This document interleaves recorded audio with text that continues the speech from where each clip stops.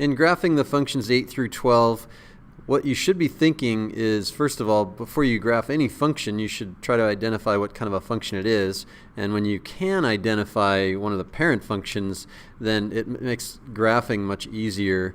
So in this particular case, for all of these functions 8 through 12, we should notice that they all resemble y equals 1 over x. And what you should know is that y equals 1 over x is the reciprocal function.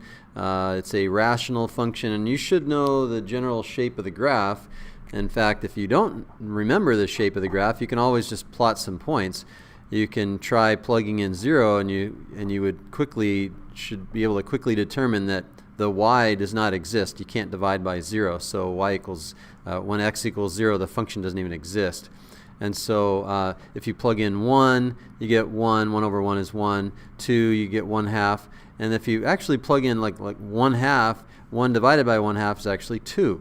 So you can plot these points, and they would form a pattern that would look something like that. And if you pick negative values, you should see that the pattern looks like that. So the graph of y equals 1 over x looks exactly the same as any other constant over x. And so let's take a look at this first one here, number 8. We're going to only do an xy chart for the first one. If you, again, try to replace x with 0, you would find quickly that the y does not exist. You can't divide by 0. If you plug in 1 for x, you get 2. If you plug in 2, you get 1. If you plug in 1/2, 2 divided by 1/2, 2 divided by 1/2, so you can see it, is 2 times 2 over 1, which is 4. So when x is equal to 1/2, and let's do that here. When x is equal to 1/2, you get 1, 2, 3, 4. When x is equal to 1, you get 2. When x is 2, y is 1, and so on. And again, you get the same pattern that I just showed you on the graph over here of y equals 1 over x.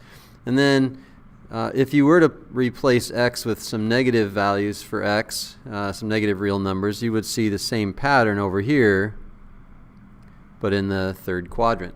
And so there's a couple other features for rational functions graphs that we don't see in polynomial functions graphs.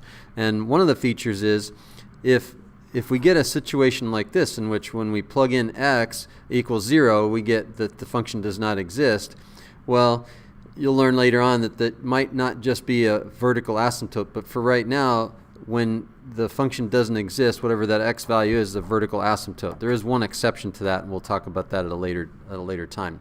And so that asymptote means that the graph gets closer and closer to that vertical line, but it never actually hits the y-axis. And so the equation for the asymptote is x equals 0. In other words, the equation for the y-axis is x equals 0.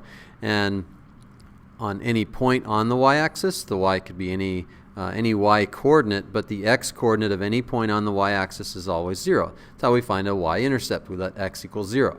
So the equation for the vertical asymptote is x equals 0. And do we have to find that?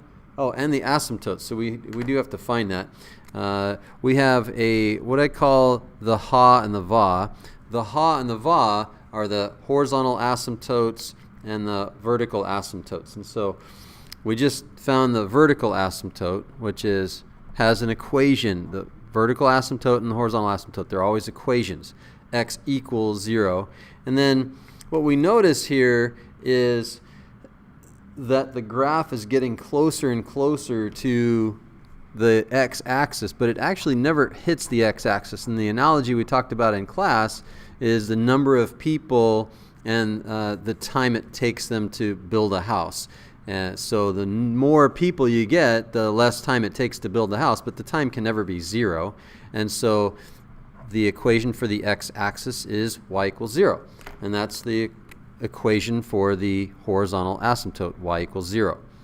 Now, if you notice here, we talked about the graph can never hit the x-axis, and so there's no x-intercept. We also talked about the graph never being able to hit the y-axis, and so there's no y-intercept. So that's going to be the case with all of these for today anyway. And the domain is all the real numbers x such that x does not equal 0. X cannot equal 0. Just like you can't have 0 workers.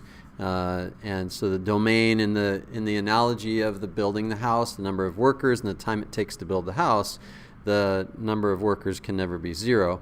And the range, the y, the time can never be, so y such that y cannot be equal to or would not be equal to 0.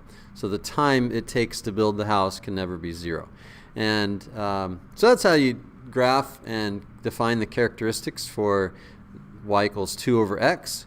And if you remember the relationship between 2 over x and 1 over x, the 2 over x, the closest point to the origin right here, is just a little further away than the 1 over x. So 1 over x would come in here and hit 1, 1.